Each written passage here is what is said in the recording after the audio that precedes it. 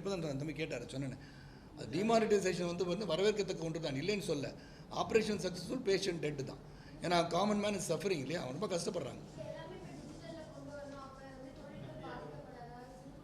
பாதிக்கப்பட்டிருக்கேன். நீங்கள் பார்த்தீங்கன்னா டெய்லி பத்திரிகை படிக்கும் போதும் சரி, கருத்து கணிப்பு போடுறாங்க. Automobile industry is crashed by 18%. 2 wheeler வாங்க முடியல, 4 வீலர் வாங்கலை. அந்த இண்டஸ்ட்ரி கொலாப்ஸ் ஆகுது. அந்த இண்டஸ்ட்ரி கொலாப்ஸ் தொழிலாளர்கள் பாதிக்கப்படுவாங்க. அப்புறம் ஜிடிபி க்ரோத்துக்கு வந்து பாதிக்கப்படும், சரிவு நிலை ஏற்படும். இதெல்லாம் வந்து இதுதான் அசாதாரண சூழ்நிலை உருவாகுன்றது வந்து டிமானிட்டைசேஷன் நடக்கலாம். தொழில் ரீதியாக ஒரு contribution to the GDP will start reducing இல்லையா. உண்மையில் அது வந்து மிகப்பெரிய ஒரு தலைவர். என்னோட ஏற்கனவே பார்த்தீங்கன்னா உன்னே இருந்தால் பாடுகின்ற அவருடைய மிகப்பெரிய ரசிகன். 100வது பிறந்தநாள் வந்து ஜனவரி 17 கொண்டாடப்பட இருக்கிறது. அனைவரும் அவரை போல் வரணும்னு நினைக்கணும். பல தலைவர்களை நாம் வந்து அந்த காலத்திலேருந்து பெருந்தலைவர், புரட்சி தலைவர் அம்பேத்கர் அவர்கள், முத்துராமலிங்க தேவர் அவர்கள், இவங்களெல்லாம் பார்க்கும்போது யார் யார் வந்து என்னென்ன கருத்துக்களை பதித்து விட்டு சென்றிருக்கிறார்கள், அந்த கருத்துக்களை நாம் உள்வாங்கி அவர்களைப் போல் நாம் இருக்க வேண்டும் என்று நினைப்பது சிறப்பாக.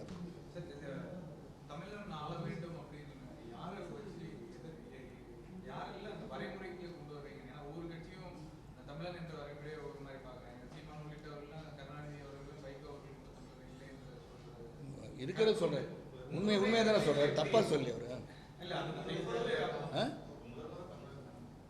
ஆமாம், முதல்வர் தமிழர் தானே, இப்போ இருக்கிற தமிழர் தான், இல்லைன்னு சொல்லி தமிழர் தான் ஆளணும், தொடர்ந்து தமிழர் தான் ஆளணும்னு சொல்கிறேன். நான் வேற ஏன்னு சொல்கிறேன். கண்டிப்பாக இங்கே தமிழர் தான் ஆளணுங்க. இப்போ தமிழர் ஆண்டு கொண்டு இருக்கிறாங்க, தமிழர்கள் தான் ஆட்சியில் இருக்கணும், தமிழர்களுக்கு தான் அந்த உரிமை இருக்குது. இதே வந்து இங்கே இருக்கிறவங்க ஏங்க நீங்கள் வந்து கர்நாடகா போங்க, இது கேரளாவுக்கு போங்க, நான் கூட இடிச்சேன குங்கன்னு கேரளாவில் மிகப்பெரிய ஒரு கேரக்டர் பண்ணி மிகப்பெரிய நடிகன். எனக்கு வந்து மம்முட்டி, மோகன்லால் அவர்களோடு இணைத்து சரத்குமார் வந்து பாப்புலராக இருக்கனால நான் போய் கேரளாவில் போய் எம்எல்ஏ நிற்க முடியுமா? கர்நாடகாவில் தான் நான் படம் பண்ணிகிட்ருக்கேன், அங்கேயும் கூட தான் நிறைய ஹிட்ஸ் கொடுத்துருக்கேன். அங்கே போய் நான் அங்கே நிற்க முடியுமா? இல்லாட்டி ஆந்திராவில் போய் நிற்க முடியுமா? அப்போ இங்கெல்லாம் நிற்க முடியாதாலும் இங்கே மட்டும் வந்து இழிச்சிடும். நீங்கள் மிளகா வச்சு தலையில் வச்சு அரைச்சிடலாம். ஏன்னா இங்கே வந்து அப்படி வேடிக்கை பார்த்துட்டு இருப்பாங்க. இந்த வேடிக்கை பார்த்த காலெல்லாம் மாறிடுச்சு நான் சொல்கிறேன். அதனால தான் இப்போ அந்த பம்பே என்ன ஆகிப்போச்சுன்னா சுதந்திரத்தப்போ என்னாச்சு, ஒரு மகாத்மா காந்தி, வல்லபாய் பட்டேல், கோபாலகிருஷ்ண கோகலே, பாலகங்காதர் திலக், வஉசி, திருப்பூர் குமரன், பகத்சிங் அப்படின்னு இந்த சுதந்திர போராட்டம் நடக்கும்போது இந்தியர்களை ஒன்றுபடுத்தினார்கள். அப்போ அன்றைக்கி வந்து மொழிவாரியாகன்னு சொல்லி இப்போ வந்து இவர் காந்தி வந்து குஜராத்து, நான் தமிழன், நான் சுதந்திரத்துக்காக போராட மாட்டேன்னு வரல. அரசியல் ரீதியாக கட்சிகள் பிரிக்கப்பட்டு அந்த கட்சிகள் ஜாதி வாரியாக சில சமயங்கள் தன் ஜாதிக்கு வந்து முக்கியத்துவம் தரப்படவில்லை என்று ஆரம்பிக்கப்பட்டிருந்தாலும் அது வந்து ஜாதி வாரியாக பிரிக்கணும். என்ன ஆகிப்போதுன்னா, இப்போ சரத்குமார் அப்படின்னு சொன்னால் அவர் பொதுவாக இருக்க மாட்டாங்க, அவர் ஜாதிக்கு உட்பட்டிருக்கார். பிறக்கும்போது தாயின் வயிற்றில் கருவுற்றிருக்கும் போது நான் எந்த ஜாதியில் பிறக்க எனக்கே தெரியாது, நான் எந்த ஜாதியில் பிறக்க போனேன். அந்த ஜாதி உணர்வு இருக்கலாம், ஆனால் வெறியாக மாறிவிடக்கூடாதுன்னு நினைப்பவன் நான். ஆக நீங்கள் கேட்ட கேள்விக்கு ஒற்றுமையாக இருக்கும். இப்போ ஜாதி ரீதியாக வந்து பிரிச்சுட்டே போகும்போது தான் வெளி மாநிலத்தில் வந்து ஒருத்தர் வந்து நாட்டு ஆண்டா நல்லா இருக்கும், ஏன்னா அவங்க பொதுவாக இருப்பாங்கன்னு நினைக்கிறாங்க. எப்படி அந்த கருத்து சரியாக இருக்கும்? தமிழன் நல்லவன் என்று நீங்கள் நினைக்க ஆரம்பிக்கும் போது ஒரு தமிழன் எந்த ஜாதிக்கு உட்பட்டவனாக இருந்தாலும் உனக்காக இந்த தமிழன் உனக்காக போராடுவான், தமிழனாக போராடுவான் என்று உன் மனப்பக்குவம் உருவாகும் போது தமிழகத்தை என்றுமே தமிழன் தான் ஆண்டுட்டு இருப்பான். அந்த உணர்வு வராதனால ஆளாளுக்கு அது கருத்து சொல்லிட்டு இருக்காங்க. அந்த உணர்வு முதல்ல இருக்கணும். இது நல்ல சமயம். நம்ம மாணவர்களும் சரி, இளைஞர்களும் சரி, இந்த ஜல்லிக்கட்டில் ஒருமித்த கருத்தில் போராடி கொண்டு தமிழன்ற காடை பிடிக்கிறாங்க பார்த்தீங்களா, அதுதாங்க முக்கியம்.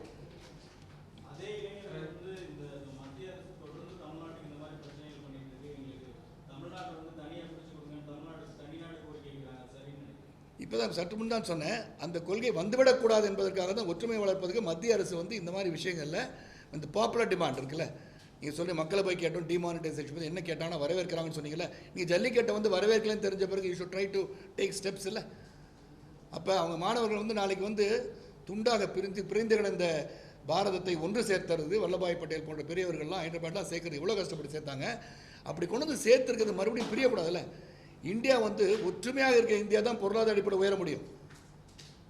அப்போ அந்த மாதிரி பொருளாதார சூழ்நிலை வந்து மிகப்பெரிய அந்தஸ்தில் இருக்க இந்தியா வந்து இந்த மாதிரி பிரச்சனைகள் வந்து நம்ம உடனடி கலைந்தெடுக்காவிட்டால் it start sliding down. The economically will go behind, growth will come be upset. இப்போ அமெரிக்காவில் வந்து ட்ரம்ப் சொல்ல எல்லோரும் திரும்பி போங்கன்னு சொன்னால் என்ன பண்ணுவீங்க?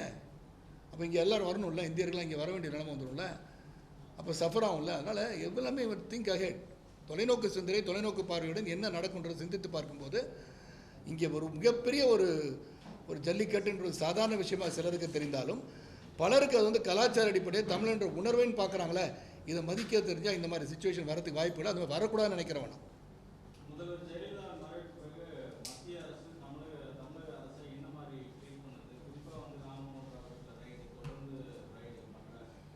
அது சட்ட ரீதியாக அவர் சந்திச்சுக்குவார். ஏற்கனவே ராமன் ராவ் அவர்கள் வந்து பேட்டி கொடுத்துருக்காங்க.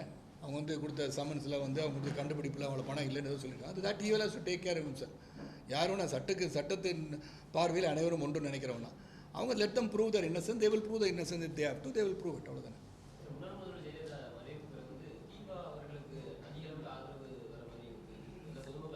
அதை பற்றி நான் கருத்து சொல்ல விரும்பலைங்க. என்னை பொறுத்த வரைக்கும் நான் ஏற்கனவே வந்து சொல்லிகிட்டு இருக்கிற மாதிரி,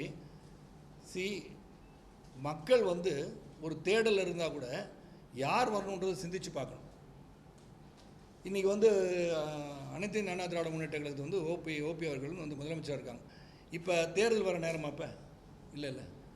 அப்போ வந்து உள்ளாட்சி தேர்தல் வரப்போகுது. அதுக்கப்புறம் வந்து 2019 பாராளுமன்ற தேர்தல், அதுக்கப்புறம் தான் வந்து சட்டமன்ற தேர்தல் வரப்போகுது. இப்போ இது வந்து ஏதோ எதிர்கட்சிகள் சேர்ந்து இதை வந்து ஊக்குவிச்சிட்ருக்காங்க நான் நினைக்கிறேன். என்னுடைய கருத்து. இப்போ திடீர்னு வந்து அவ்வளோ பணம் இருக்கா, இவ்வளோ பேர் வந்து இறங்கி வந்து பார்க்க வராங்களா? அது எப்படி அப்படின்னா அரசியலில் வந்து நுணுக்கம் தெரிந்தவரா தீபா அவர்கள்? இல்லாட்டி தீபா வந்து ஒரு பாப்புலர் பர்சனாக இருந்து முதலமைச்சர் இருக்கும்போதே வந்து அவங்களோட ஒருமித்து பயணித்து கொண்டு இருந்தவரா? இந்த தீபான்றது எவ்வளோ பேருக்கு முதல்ல தெரியும்? எனக்கு நிச்சயமாக தெரியாது, சத்தியமாக எனக்கு தெரியாது. தீபான்னு ஒருத்தர் இருக்கான்னு எனக்கு தெரியாது. அப்படி இருக்கும்போது திடீர்னு வரவங்களை வந்து நீ வரவேற்க ஆரம்பிக்கணும். That is behind the scene யாரோ ஒர்க் பண்ணுறாங்கன்னு அர்த்தம். ஒரு டீஸ்டபிளைஸ் பண்ணலாமா, அந்த ஓட்டு வங்கியை பிரிப்பதற்கு ஏதாச்சும் சூழ்ச்சி பண்ணலாமான்ற அரசியல் தான். அது வேற ஒன்று.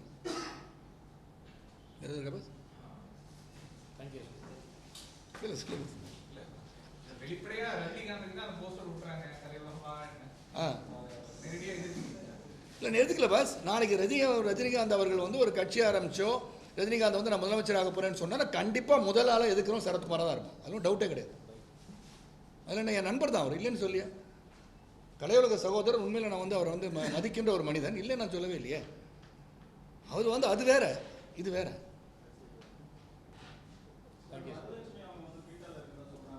தெரியாதுங்க. அவங்க வரலட்சுமி டைரெக்டாக போய் கேட்டீங்கன்னா அவங்களே பதில் சொல்லுவாங்க. பீட்டார் வந்து விலக சொல்லிடுறானே. போட்டு சுற்றுறாங்களா? இந்த டிஷர்ட் போட்டு சுற்றி பார்த்தீங்களா? ஆமாம், நாய்களை வந்து பாவம் எல்லாம் நாய்கள் வந்து ஜந்துவை வந்து பாதுகாக்கணும்னு நினச்சிருக்காங்க. அது தப்பு அப்படின்னு சொல்ல முடியாதுல்ல. அதில் இவங்க பீட்டாவில் இருக்காங்கன்னு நான் பார்க்குறேன். நிச்சயமாக நான் பார்க்குறேன். என்னுடைய கருத்து நான் சொல்லுவேன். அம்மா பீட்டாவில் இருந்தால் பிரச்சனை உனக்கு வரும், நாளைக்கு கண்டிப்பாக வரும், என்னாலே உனக்கு வரும்னு சொல்லிவிடுவேன். ஏன்னா நான் உண்மையாக இருக்கிறேன், அதனால் சொல்கிறேன். Okay bus.